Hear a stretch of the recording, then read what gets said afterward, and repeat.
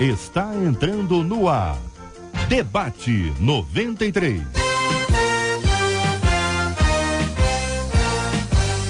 Realização 93 FM. Apresentação J.R. Vargas. Alô,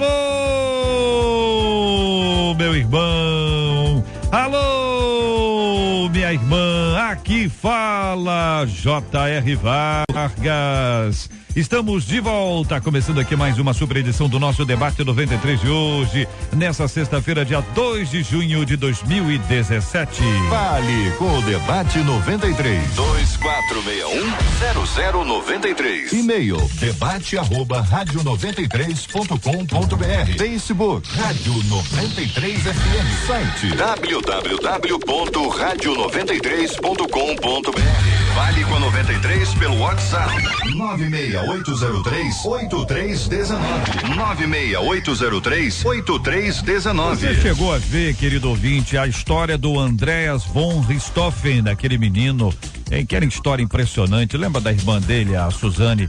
Que a gente até discutiu recentemente aqui que no Dia das Mães ela estava mais uma vez ganhando aquela liberdade especialíssima quando os presos podem ter a saída no Dia das Mães. E ela que é acusada exatamente de ter matado a mãe e o pai. Só que esse menino agora apareceu depois desses episódios ali na Cracolândia, em São Paulo.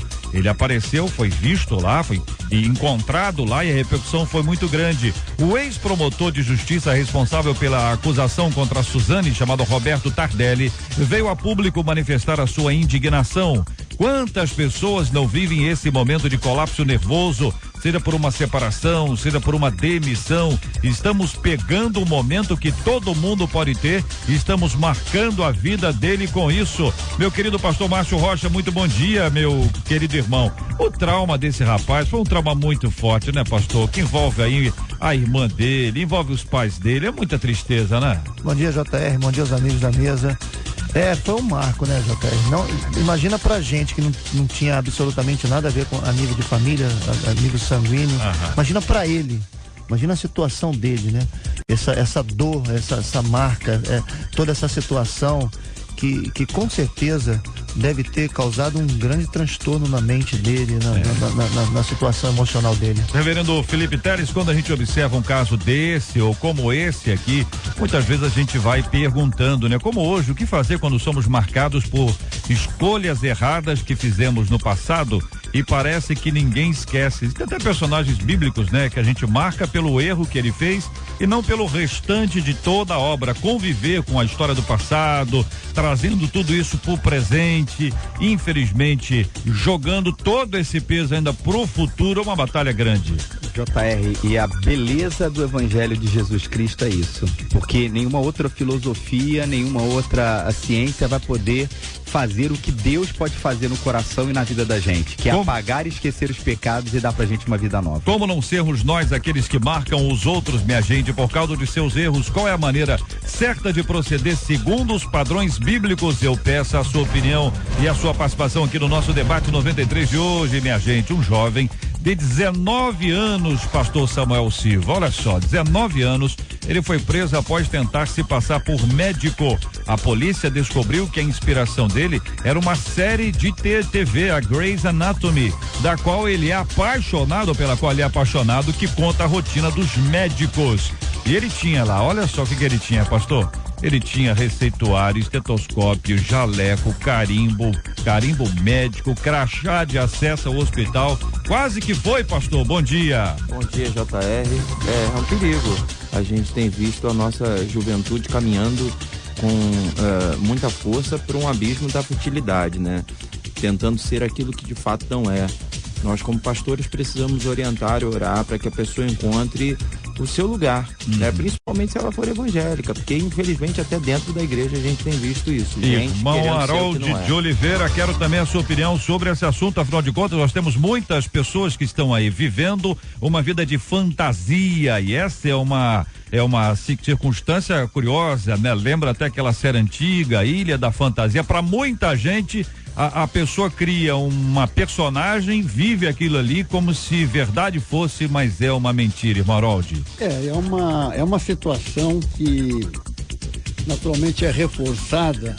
A questão da vida fantasiosa é uma questão da natureza humana, né? Todos nós somos um pouco esquizofrênicos, temos um pouco dessa natureza fantasiosa.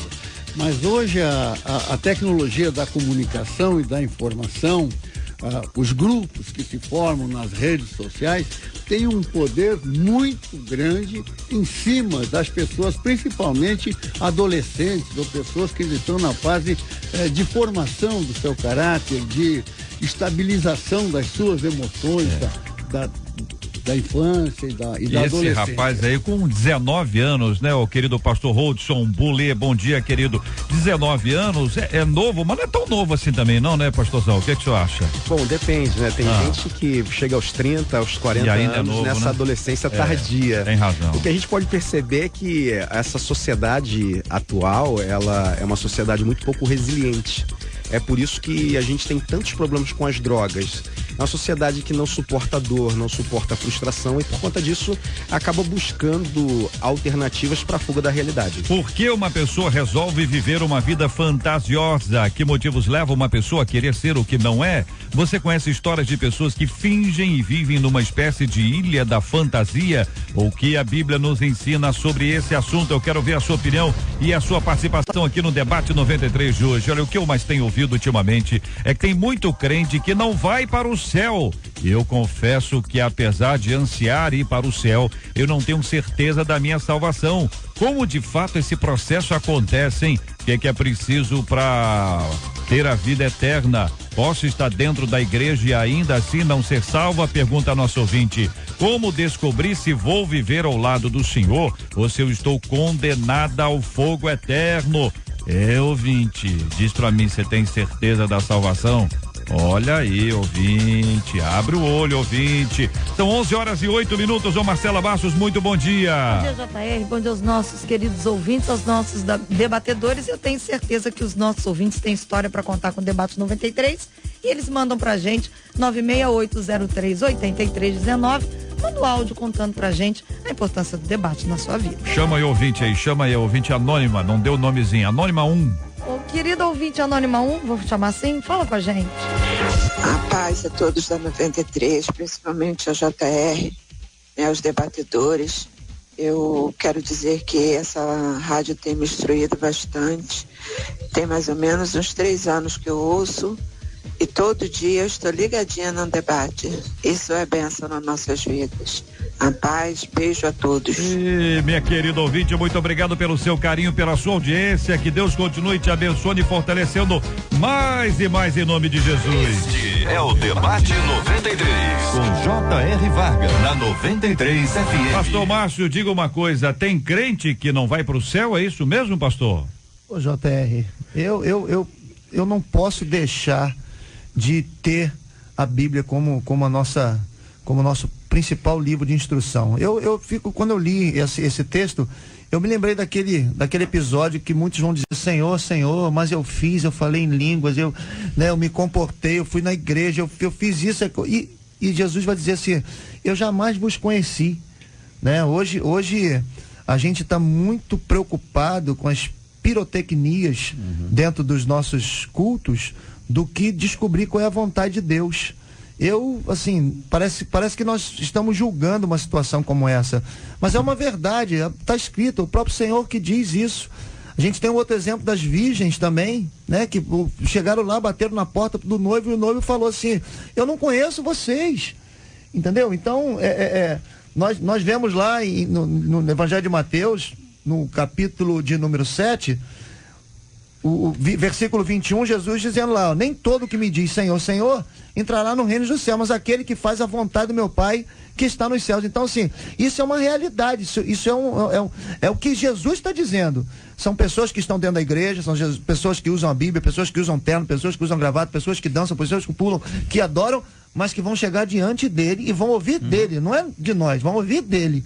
Nunca vos conheci. Pastor Márcio, porque a questão da palavra crente, como o senhor mesmo está falando, para muita gente, todo crente em Cristo Jesus vai para o céu? Sim. Só que todo mundo que frequenta uma igreja, que até faz milagre, que até participa do culto, Paraná, ela vai para o céu? Não necessariamente, porque as pessoas podem fazer tudo isso e ainda estar ligadas e motivadas por milhões de outras coisas. A igreja é um lugar legal para ir. A igreja é um bom programa para o fim de semana. A palavra do pastor é interessante, a música normalmente é boa, as coisas que acontecem para criança, para adolescente, para jovens são legais, a pessoa começa a confiar nela mesmo e aí entra nessa coisa meio, nesse modo farisaico de achar que eu vou conquistar a minha salvação, de que eu vou me religar com Deus pelos meus próprios esforços. Isso não é verdade. E a pessoa, quando entra nessa religiosidade, ela se chama crente, né? Entre nós. Mas para Deus ela não confia no principal, que é a morte e a ressurreição de Jesus, que perdoou os nossos pecados. E aí, essa pessoa não vai para o céu. Eu acho que a gente deve analisar duas perspectivas. Eu concordo com tudo que foi dito até agora. Realmente existem pessoas dentro das nossas igrejas que nunca tiveram um encontro real com Deus, que não se converteram e que estão ali porque, de repente, fazem uma terapia de grupo, estão ali porque gostam das honras, do massageio do ego, mas que ainda não tiveram de fato um encontro com Deus. Agora, existem aqueles que já se converteram, que foram salvos e que por algum motivo enfraqueceram na fé. E aí também existe esse outro lado, onde a igreja nesse momento já o julga como alguém que não é crente ou que nunca se converteu. Porque nós temos na Bíblia alguns relatos do pastor indo atrás de uma ovelha perdida, Jesus fala isso em uma parábola. A gente vê os 2 discípulos no caminho de Emaús, Cristo ressurreto indo ao encontro deles. Eles estavam se afastando de Jerusalém, eles estavam voltando para as suas origens, mas eu acredito que quando há de fato uma conversão, Jesus vai atrás dessa pessoa e ele quer nos usar para isso. Agora, em contrapartida, existem aqueles que não tiveram conversão nenhuma. Essa é a música. Não é do meu tempo, não. Isso é do teu tempo também. Mas quem lembrou foi o senhor, né?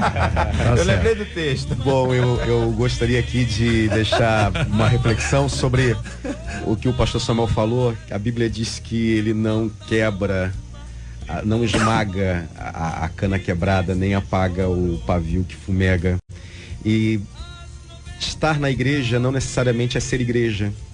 O que eu percebo disso tudo é que estar na igreja te confere salvação? Não, mas ser igreja sim. E com relação à angústia dessa irmã, eu quero deixar aqui o texto de Romanos capítulo 8, a partir do 14, que diz: pois todos os que são guiados pelo Espírito de Deus, esses são filhos de Deus, porque não recebestes o espírito de escravidão para outra vez estardes com temor, mas recebestes o espírito de adoção pelo qual clamamos, Abba, Pai. O Espírito mesmo testifica com o nosso espírito que somos filhos de Deus. O que eu tenho percebido hoje é que as pessoas veem a salvação como um fim. E a salvação ela não é um fim, a salvação ela é um meio. Porque Deus estava em Cristo reconciliando o mundo consigo mesmo. Então a salvação é a porta que Deus viabilizou para que o homem pudesse ter esse tipo de relacionamento com o próprio Pai. E ao invés da preocupação com a salvação, eu penso que esse ser humano deveria estar preocupado com o relacionamento. Porque eu só consigo ouvir e reconhecer a voz do Espírito Santo de Deus se eu conhecer esse Espírito Santo de Deus. E a partir do momento em que eu conheço o Espírito Santo de Deus, ele testifica no meu coração que eu sou filho de Deus. Então, mais do que a preocupação com a salvação, nós precisamos nos preocupar com o relacionamento com o Pai. E eu acho que é isso que está faltando. É assunto interessante aqui para o aluno da escola bíblica dominical. Eu fiz questão de ouvir os pastores primeiro, evidentemente que os pastores fundamentaram suas opiniões. E eu gostaria de dizer que das minhas observações da minha vida, na busca de me manter nessa caminhada, realmente nós não podemos avaliar a questão de ser salvo ou não ser salvo. É uma questão tão íntima, tão de cada um, tão de comunhão, que nós não podemos fazer essa avaliação. A gente avalia pelo comportamento, né? Avalia pelo que as pessoas fazem, pelo que as pessoas dizem, por aquilo que nós percebemos. Então, o que nós percebemos, nós podemos avaliar, e pode ser uma avaliação errada. Eu acho também, não é colocar pimenta no assunto, eu acho também que nós imaginamos que só os evangélicos são salvos, né? Só os evangélicos são salvos. Eu quero dizer para vocês que minha mãe era católica e eu tenho certeza que ela está na glória. Eu tenho certeza.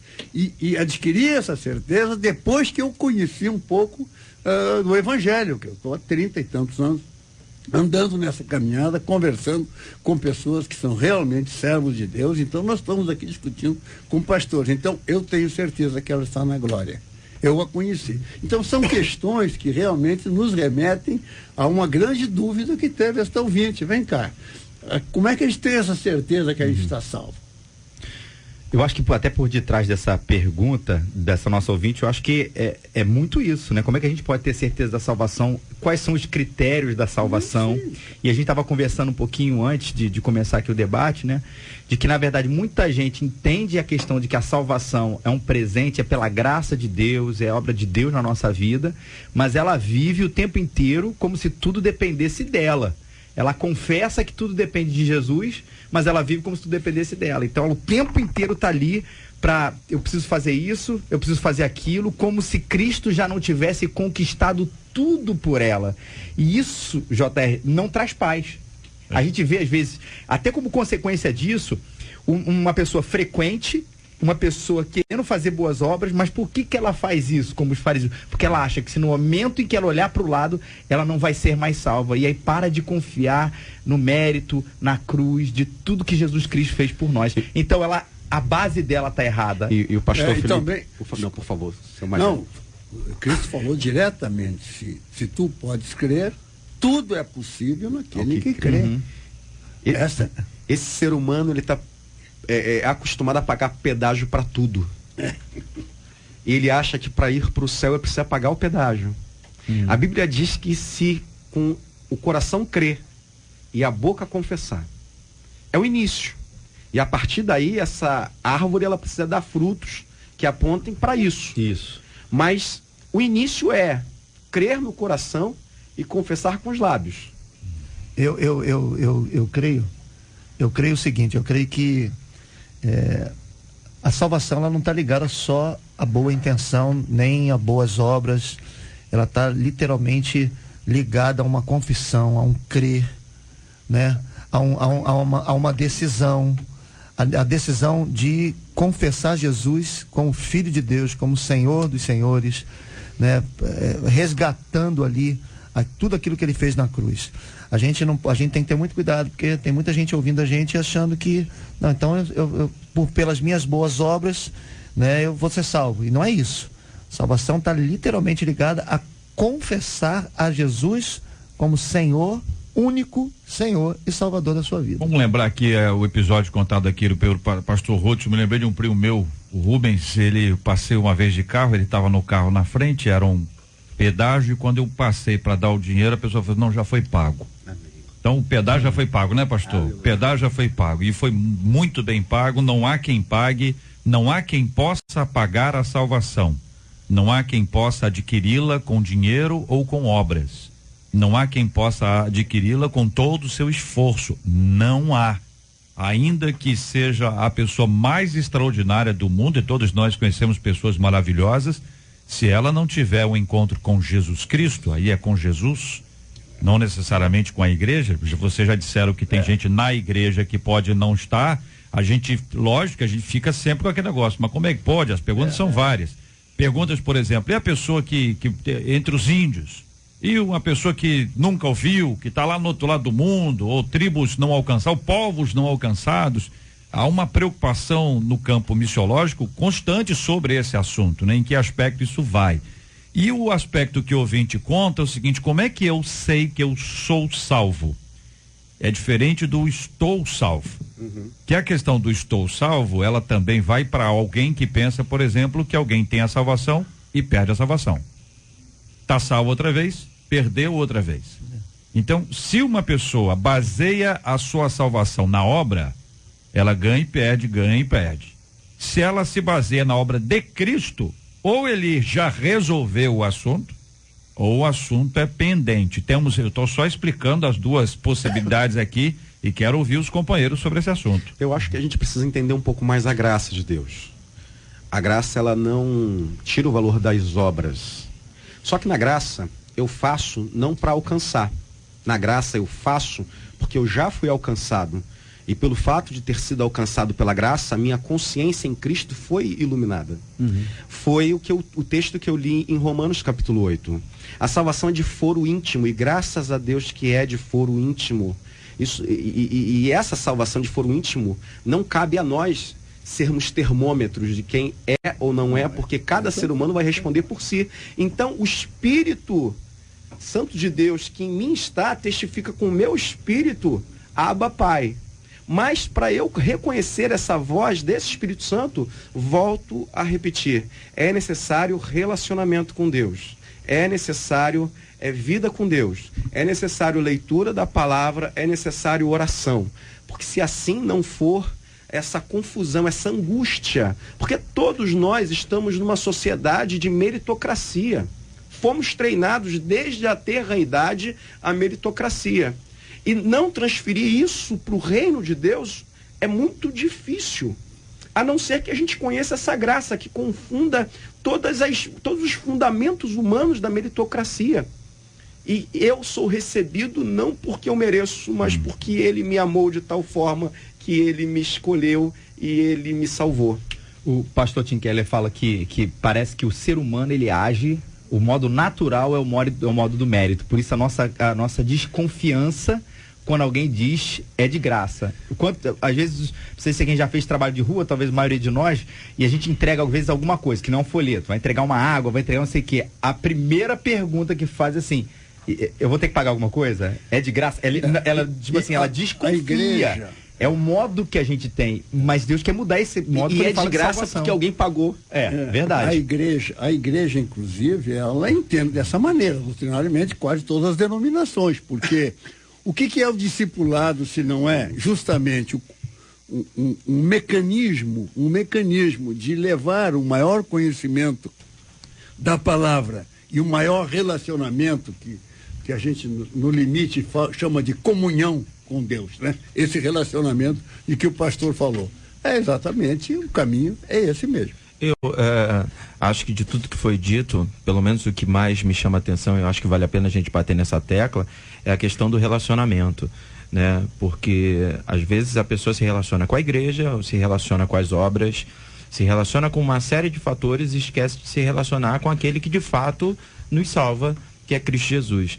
Eu esses dias estava pregando, e é impressionante, eu não sabia ainda quando eu estava pregando o tema que seria abordado hoje, né? Mas rapidinho, Mateus capítulo 8, verso 22, diz que levam um cego até a aldeia onde estava Jesus. E no verso 23, o texto diz, e tomando o cego pela mão, o levou para fora da aldeia. Né? Bacana que alguém que quis ajudar o cego, levou o cego para dentro da aldeia, e quando o cego chega perto de Jesus, Jesus o tira de dentro da aldeia.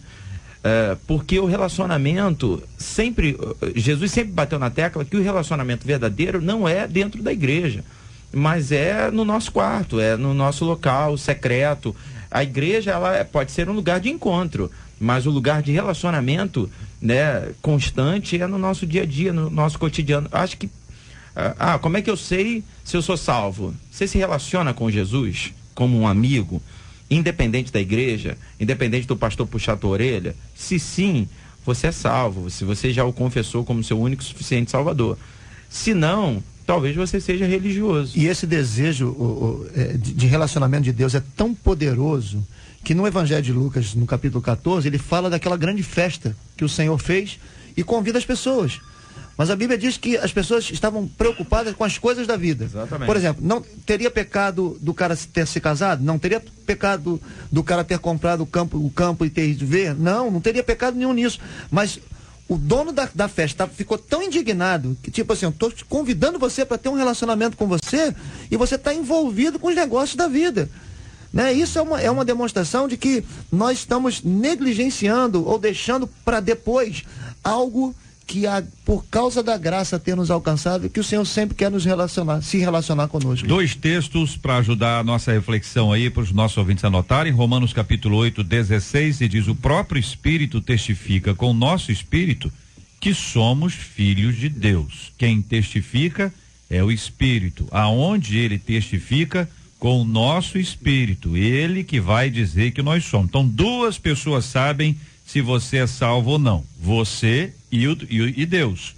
Então, é nessa perspectiva que aí está. Lembrando também de Efésios capítulo 2, bom para relembrar, versículo 8, porque pela graça sois salvos, mediante a fé. Isso não vem de vós, é dom de Deus, não de obras, para que ninguém se glorie. Ou seja, qualquer possibilidade de ação espiritual na busca de alguma bênção, especialmente a bênção da salvação, relacionado com obra, já se sabe, não é a obra que salva, a nossa obra, mas a obra de Cristo.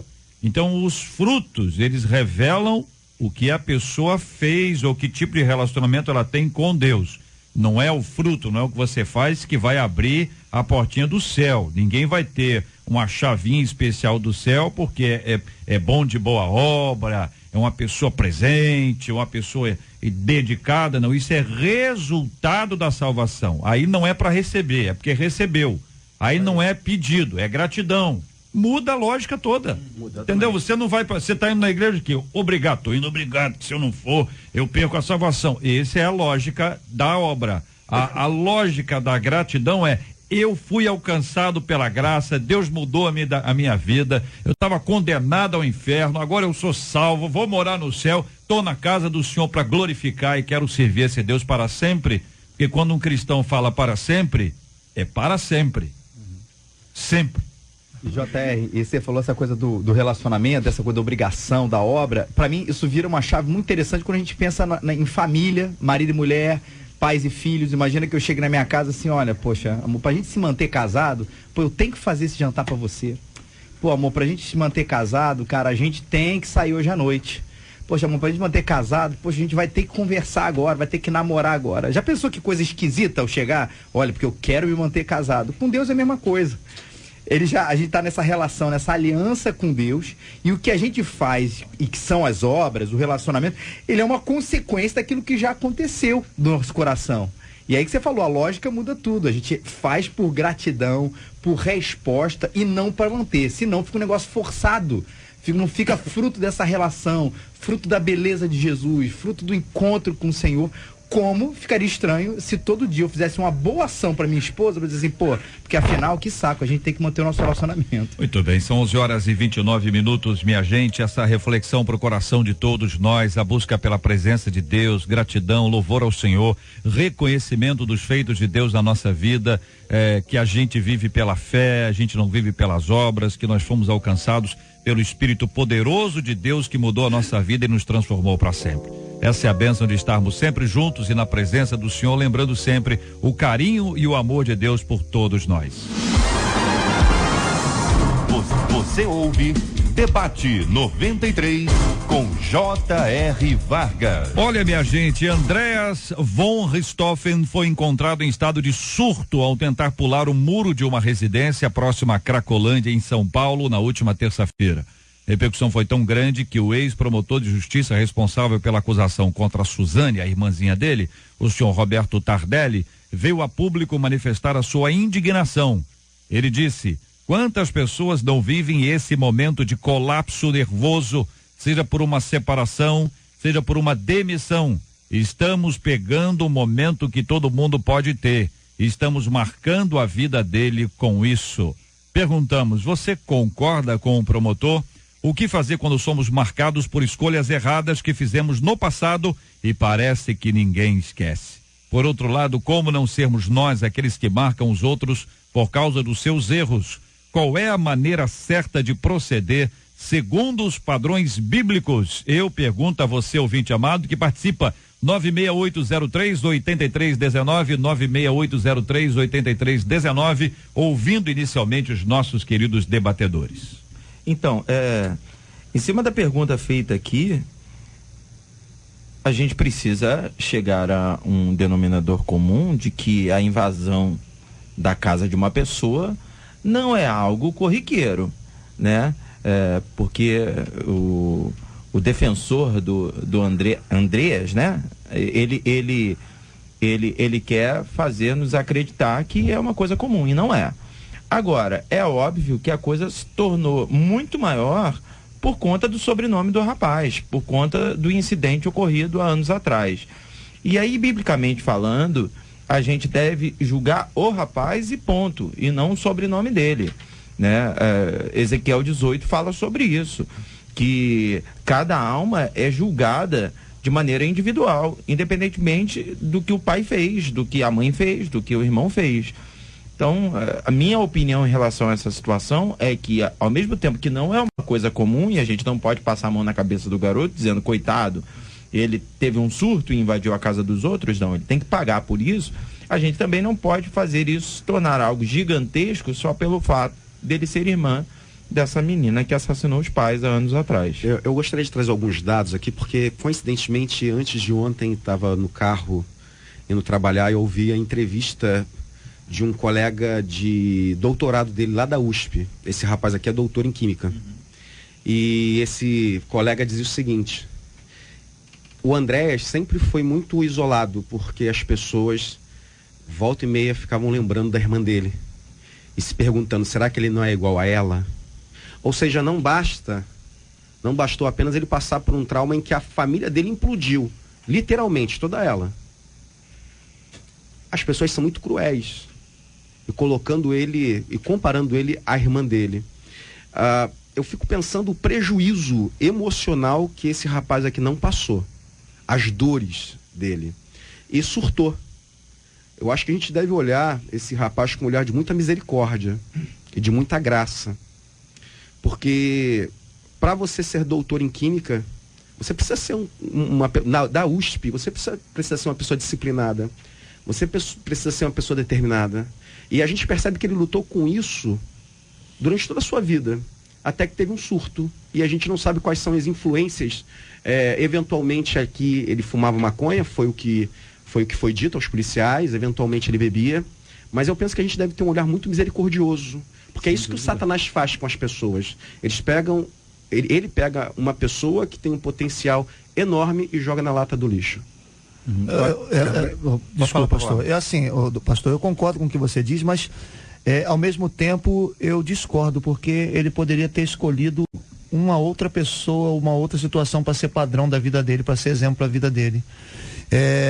Existem pessoas que fazem as coisas erradas e já tem do que se desculpar delas, né? Não, fiz isso porque fulano fez isso, eu fiz isso porque eu moro na comunidade, eu fiz isso porque eu cresci debaixo de tiroteio, eu fiz isso por causa disso, entendeu? Não estou dizendo que seja o caso dele, mas existem muitas pessoas que nós atendemos em gabinete e sabemos que elas poderiam ter escolhido outros referenciais.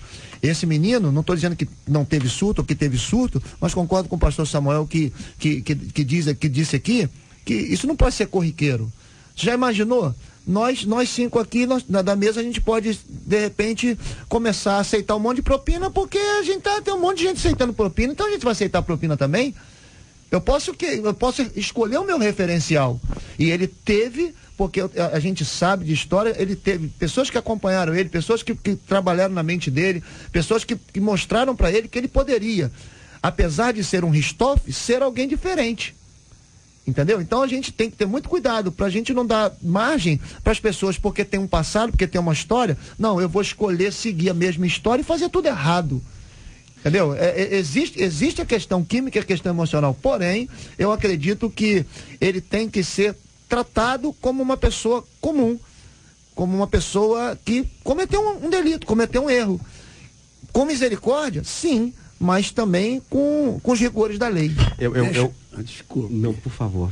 Pode falar, deputado. Não, deixa eu só colocar aqui uma questão desse direito ao esquecimento. Até porque eu estou relatando um projeto de lei lá na Câmara sobre o direito ao esquecimento, que é uma questão do momento em que as redes sociais, a rede global, né, ela armazena toda a história praticamente da humanidade. Basta você se conectar, alguma coisa sua fica lá. E normalmente nesses arquivos constam todas as situações da vida. Né? E existem casos judiciais, jurisprudências para apagar esses arquivos, coisa que é um absurdo que não apaga, porque um arquivo na internet hoje, ele se entrou na internet e interessou um grupo de pessoas, ele já passa para muitos arquivos.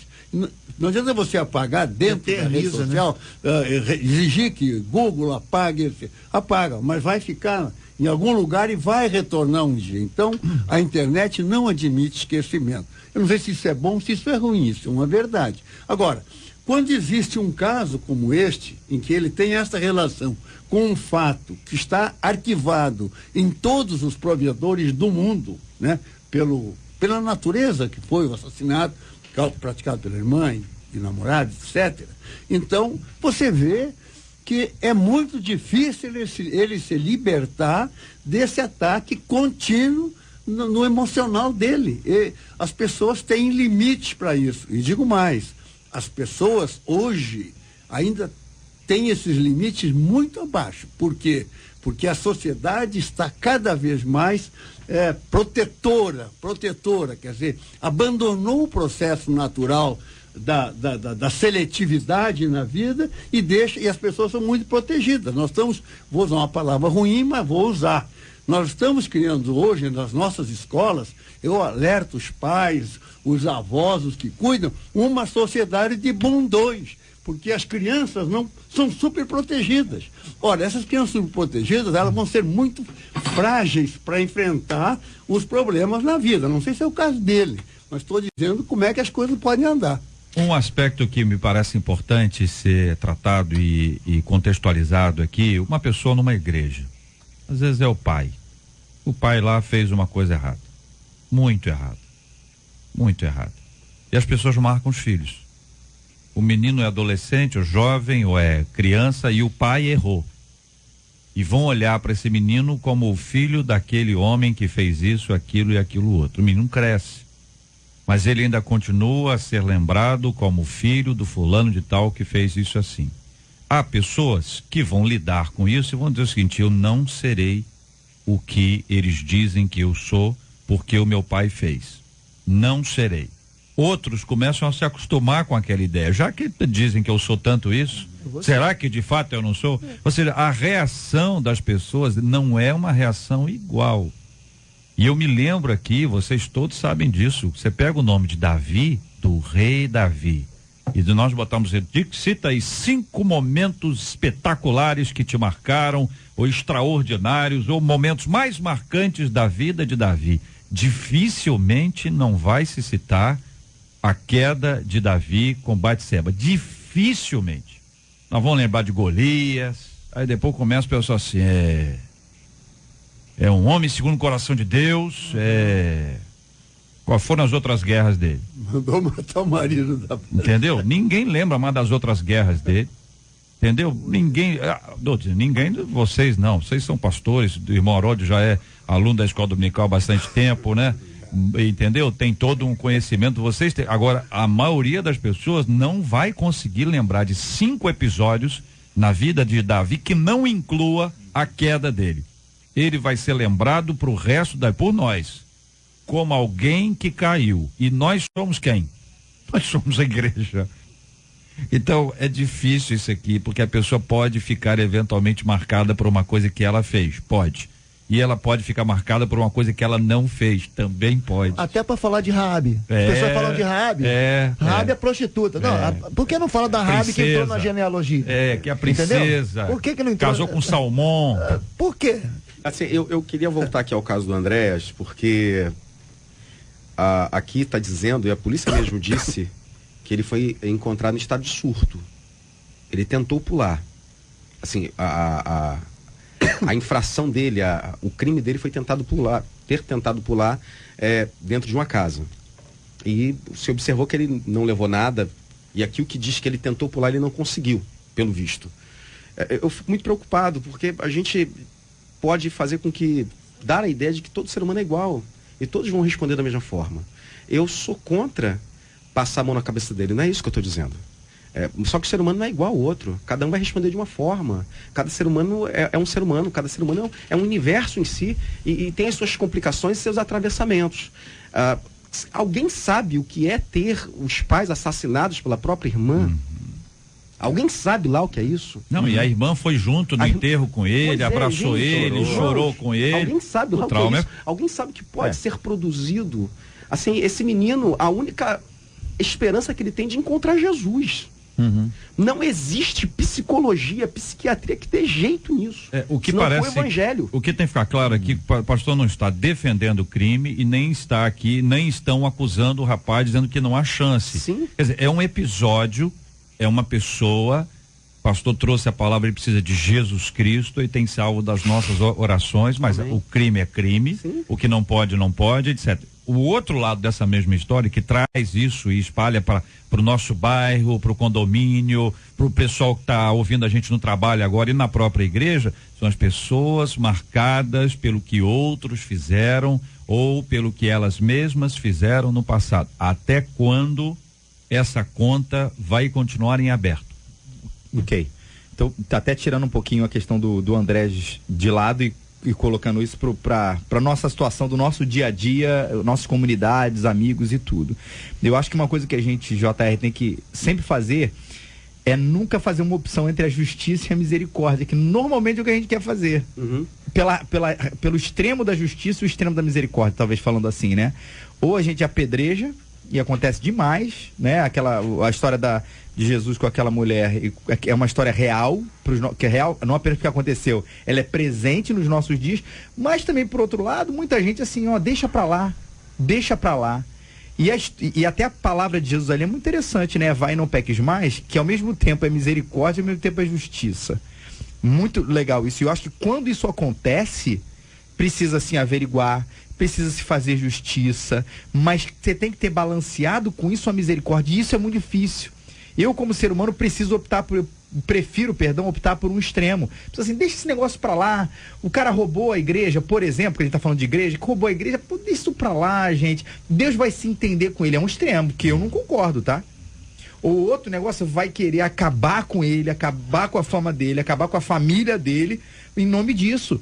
E eu acho que precisa ter a punição e ao mesmo tempo ter essa porta da misericórdia, porque ele pode mudar de vida, mas sem esquecer do que precisa ser feito imediato para que se faça justiça. Isso é muito difícil, porque meu coração vai optar por um lado, e dependendo de quem for a pessoa, se for um cara que me feriu, se for uma pessoa que eu já não gostava muito, aí eu vou usar muito mais de justiça do que de misericórdia, sem dúvida nenhuma. Muito bem, são 11h43 no Rio.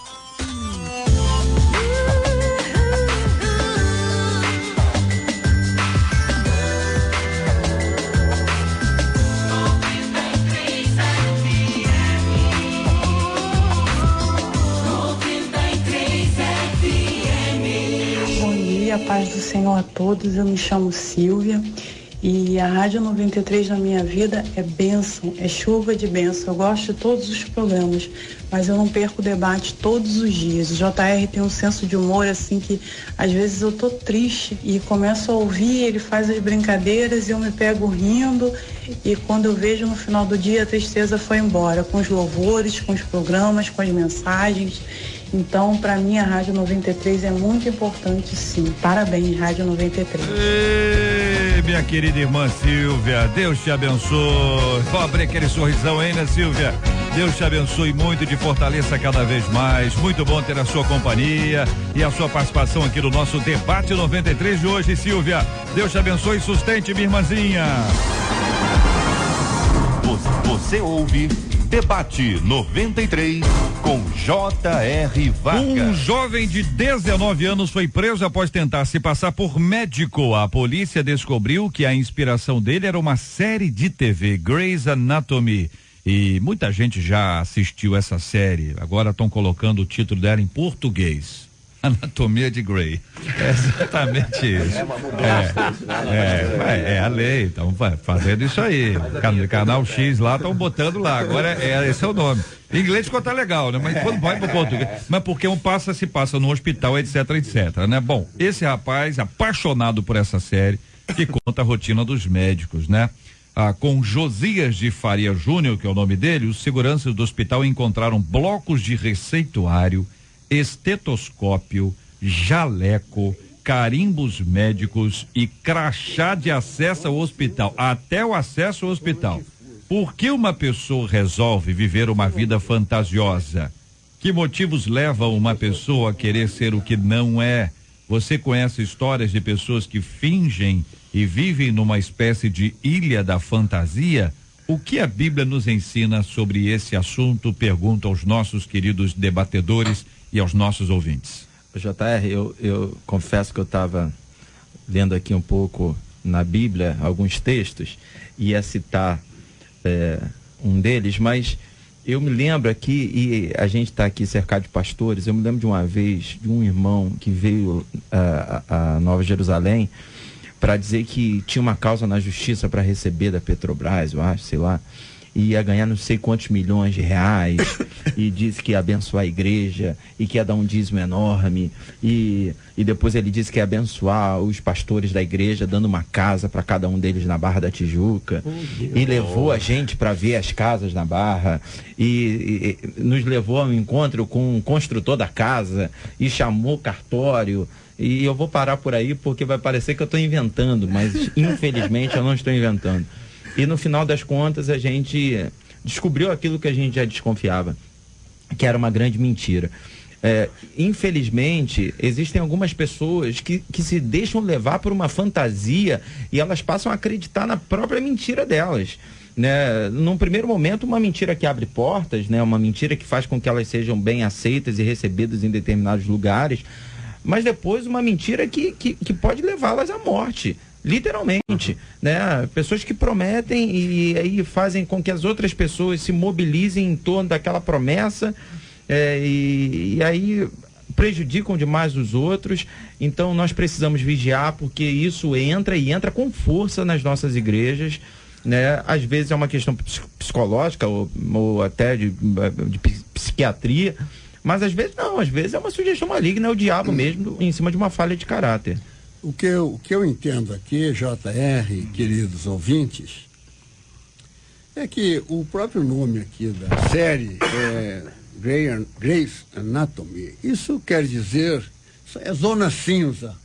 É a zona cinza da anatomia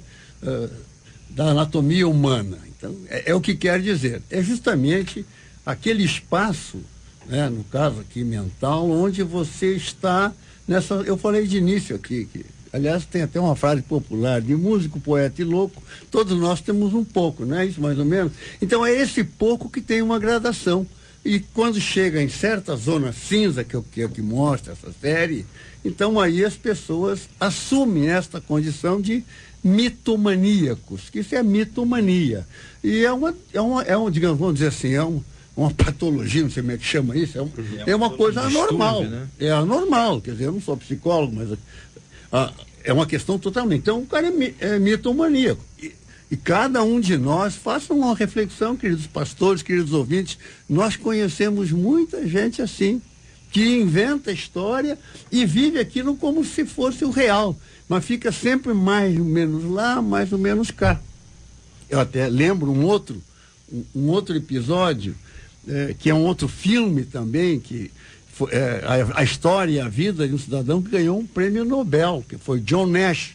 Ganhou um prêmio Nobel na área de teoria dos erros, e ele era um esquizofrênico, e ele era um gênio. Ele foi para a universidade, ele fez seu curso, mas ele vivia os dois mundos. Ele vivia o mundo da fantasia dele, como um grande espião internacional, em guerra constante, e vivia na família também, sempre em alto risco para a família, porque ele era um esquizofrênico.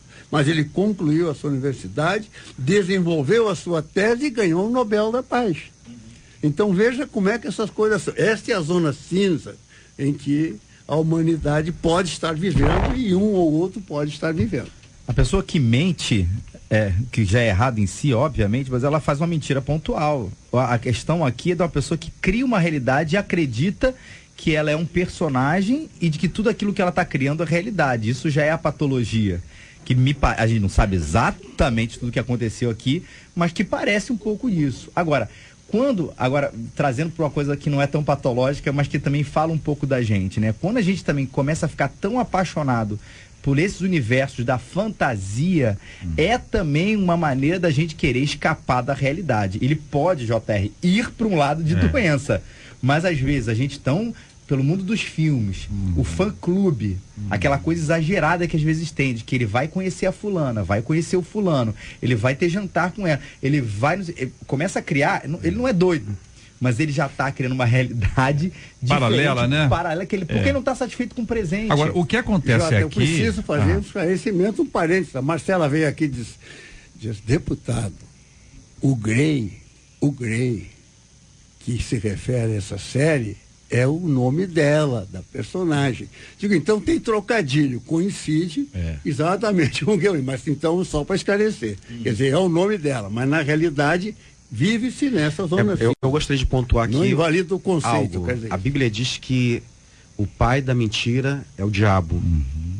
Existe um investimento forte de Satanás para tornar os seres humanos mais propensos à mentira do que já são naturalmente. E eu percebo isso muito nessa geração, que é uma geração muito pouco resiliente. E essa geração pouco resiliente, para encontrar conforto, aceitação a todo custo, ela acaba se vendendo a mentira com muita facilidade. Olha aqui um ouvinte dizendo, eu conheço um pastor que fala que é polícia, na verdade ele é jardineiro, olha bem. Qual dos três ele é? É a polícia das flores. Ele pode até ser os três, mas pela nossa ouvinte aqui, pelo discurso que a nossa ouvinte faz, ela tá pedindo para até falar baixo. Já falei alto, ouvinte, não tem mais jeito não. Porque é o seguinte, há pessoas que realmente, essa questão de ser polícia, agora talvez tenha diminuído, mas houve um tempo que a pessoa se apresentava como policial sem credencial alguma, era para produzir um tipo de impacto na vida do outro que ali está, mas assumir personalidade, tem pessoas que assinam com sobrenome que não é o dele e não é nome artístico. Aqui no Brasil? Aqui no Brasil, sim senhor. Sim senhor. Entendeu? Quer dizer, cria-se uma personagem, desenvolve. Tem pessoas que tomam testemunho do outro. Tem pessoas que contam histórias como se tivessem vivido e nunca lá estiveram.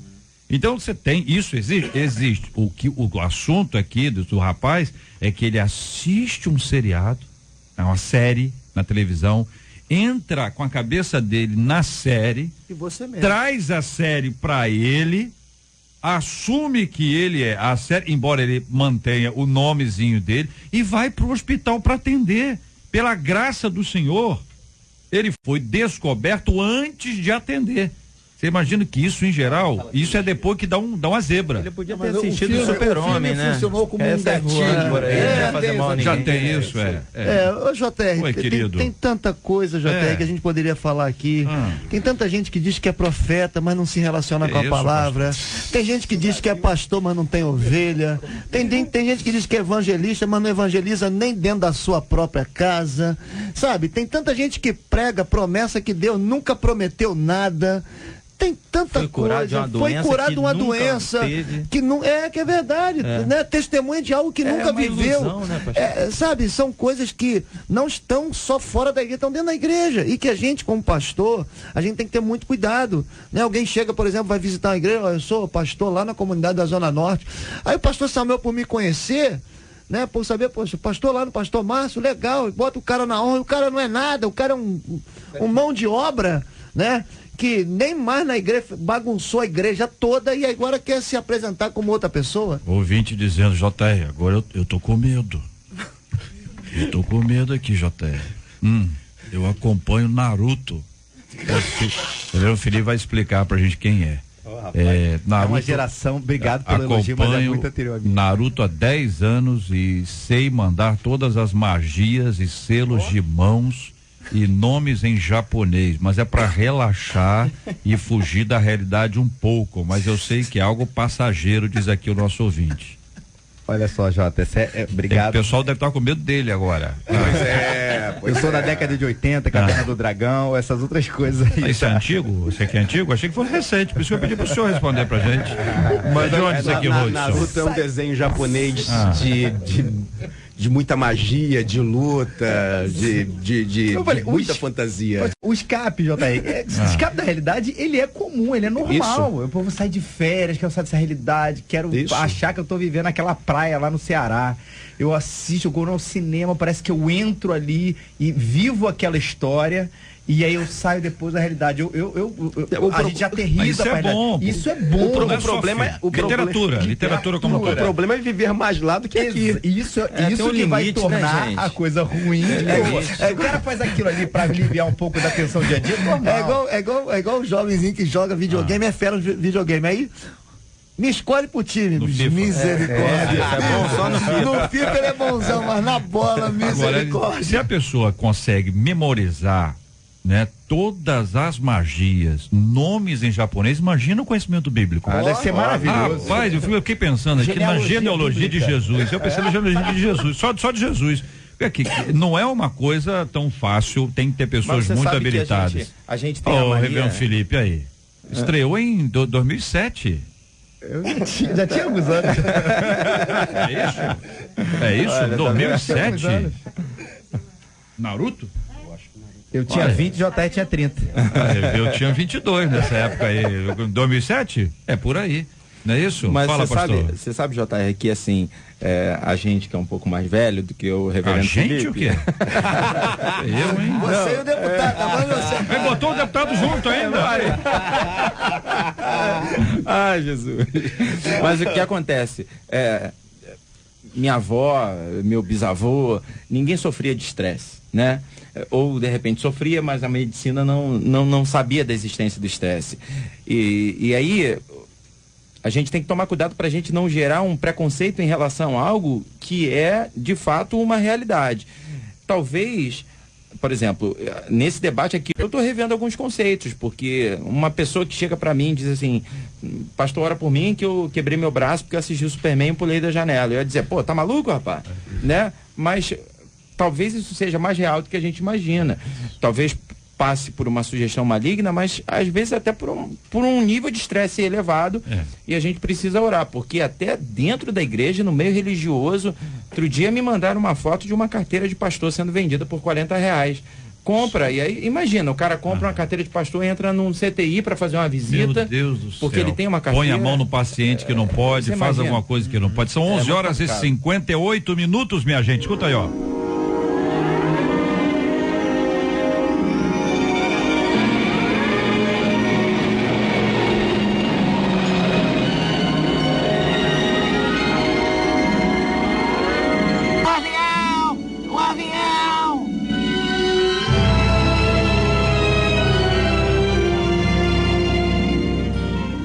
Lembraram ou não? Consegui identificar, não. Não é do meu tempo. Não é do meu tempo também. Olha, esse negócio de não é do meu tempo é sinal que vocês estão com memória fraca. Vocês são muito antigos. Isso aqui é o Tatu, da Ilha da Fantasia, parceiro do Sr. Hork. Tinha aquele terno branco. Nunca viu, não? Bom, confio. Eu vi no video show recentemente. Deve ter o quê? Uns 15 dias com essa matéria? Uns 15 dias. Estamos juntos no Debate 93. Muito obrigado aqui aos queridos debatedores. Muito obrigado, irmão Haroldi. Obrigado aqui pela essa oportunidade de estar mais uma vez aqui com vocês. Eu queria fazer eu na semana passada não pude vir aqui na sexta-feira, que é meu dia normalmente, e foi uma semana muito importante para nós aqui na MK. Nós fizemos o nosso culto de gratidão dos 30 anos, no dia 22, 30 anos da MK. Nós estamos comemorando a partir de maio até maio do ano que vem. Então foi um culto muito abençoado ali na Assembleia de Deus, Vitória em Cristo, um templo bonito aqui na Penha. E somos muito gratos aí ao pastor Silas, que nos recebeu, e ao pastor Marco Antônio, que foi o pregador da noite, enfim, os cantores, e a todos os nossos queridos ouvintes que lá compareceram. Foi uma noite abençoada e deu então início a estas comemorações dos 30 anos da MK. E na quinta-feira houve um outro evento também muito importante aí para a rádio, onde nós tivemos uma homenagem da Câmara dos Vereadores da cidade do Rio de Janeiro, de um conjunto das medalhas da Comenda Pedro Ernesto, à Rádio 93 FM, onde esteve lá a direção da rádio, estava lá a Marina representando como sócia proprietária da rádio, a Ivelise, não estava, porque está em casa, mas foi muito bom, foram lá, foi JR, enfim, todas as nossas, representando a todos os nossos funcionários, e foram super homenageados. Eu fiquei muito feliz, porque a gente vê um compromisso também de 25 anos aí sendo realizado. Foi o vereador Alexandre Esquerdo, que nós somos gratos pela lembrança. Ele tem estado sempre conosco, de maneiras que nós agradecemos mais uma vez a ele. E anuncio que nós vamos ter uma série de eventos, festividades comemorativas desses 30 anos da MK Music. Obrigado a todos vocês. Maravilha, muito obrigado aqui pela presença, pastor Samuel Silva, um forte abraço, meu querido. Eu que agradeço, sempre um prazer, e é bom ouvir essas palavras do deputado, porque a gente faz parte dessa história, fomos muito abençoados e continuamos a ser abençoados. E eu queria aproveitar e mandar um abraço para a dona Ivelise, né? Passou por uma pequena cirurgia e eu fiquei sabendo que ela ontem tentou vir para a MK, mas aí sentiu dor, não veio. Eu fico imaginando como é que ela deve estar em casa, em cólica, querendo vir para cá, né? Eu queria mandar um beijão para ela e para todos da Nova Jerusalém, minha esposa especial. Maravilha. Reverendo Felipe, obrigado, um abraço. Abraço, JR, debatedores, nossos ouvintes, pessoal lá da Igreja Presbiteriana Raiz, um grande abraço meu, pastor Santiago está ouvindo a gente, e a Rafa, ao João e o Arthur, meus filhos. Pastor Márcio Rocha, obrigado, irmão. Eu que agradeço, JR, quero mandar um abraço para todos que nos escutam agora, né, nos seus rádios, nos táxis, e deixar aqui o JR. Ontem faleceu o pastor Vilarindo, da Igreja Batista Central de Brasília, uma igreja histórica, né? Nossas condolências a toda a igreja. Existem muitas pessoas que foram membros do pastor Vilarindo e estão aqui no Rio de Janeiro. É uma grande perda para o evangelho, um grande homem de Deus, que todos ali sejam tocados pelo Espírito Santo do Senhor. Amém. Pastor Rodson. Muito obrigado a todos. Eu quero mandar um beijo para minha esposa Carolina, para as minhas 2 filhas. E essa madrugada faleceu a mãe de um irmãozão nosso, Odimar, lá da comunidade evangélica de Mesquita. Os meus pêsames, minha solidariedade, essa família tão querida, e que o Espírito Santo console o coração dos enlutados. Que Deus abençoe todos os nossos queridos ouvintes. Nós abraçamos aqui a campanha mundial de oração. Hoje o nosso tema é missões, e é um assunto pelo qual nós vamos orar, e temos pedido a você que sempre ore todos os dias pelos temas que nós apresentamos aqui, uma vez que a 93 FM abraçou essa campanha mundial de oração. Hoje é dia de orarmos por missões, obra missionária a ser feita. Quanta gente poderia fazer e não faz? Quantas igrejas deveriam estar envolvidas com a obra missionária e não estão?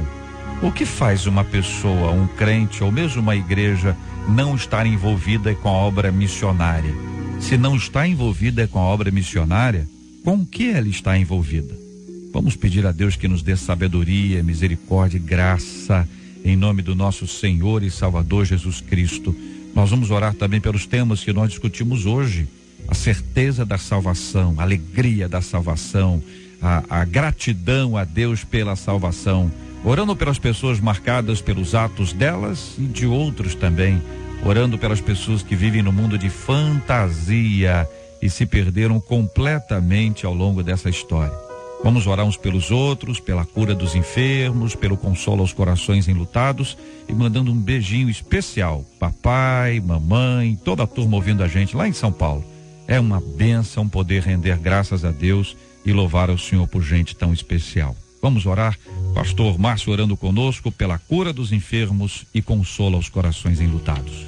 Pai, é na autoridade do nome de Jesus que nós nos colocamos diante de Ti, colocamos todas essas questões que foram expostas aqui nessa mesa, nessa manhã.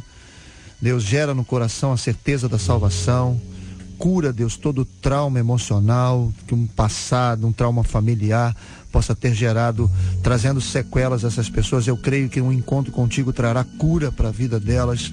Pedimos também, Senhor, que o Senhor abra os olhos dessas pessoas que vivem vidas fantasiosas. A palavra do Senhor diz que se nós tivermos um encontro com a verdade vai nos libertar, e a verdade é o Senhor. Deus, clamamos agora pelos corações enlutados, por essa família exposta pelo pastor Hudson, Deus, a membresia da Igreja Batista Central de Brasília e por aqueles que possam estar agora passando por um momento de tristeza. Deus, te pedimos também, abre os ouvidos e os olhos dos líderes da igreja. Missões é algo que toca no coração de Deus, que agrada o coração de Deus, Deus, que mexe com o coração de Deus. E uma igreja, Deus, que é envolvida com missões, é uma igreja viva. Nós te pedimos, Senhor, vivifica a tua igreja nesses dias. Nós oramos, colocamos, Deus, os nossos corações e as nossas famílias diante do Senhor, na autoridade do nome santo de Jesus. Amém. Que Deus te abençoe. Você acabou de ouvir Debate 93.